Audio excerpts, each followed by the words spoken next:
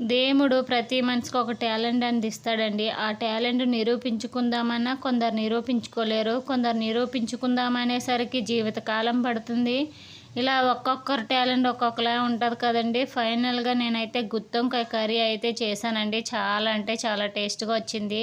ఈ కర్రీ చేయడం రాలేనోళ్ళు ఎవరైనా సరే ఇలా ట్రై చేయండి. చాలా అంటే చాలా బాగొస్తుంది. ఫైనల్‌గా నేను వంకాయలైతే కోసేసుకొని సాల్ట్ వాటర్‌లో ఏసి కడిగేసుకొని ఆయిల్‌లో ఏసి అయితే ఫ్రై చేసేసి పక్కనైతే పెట్టేసుకున్నానండి.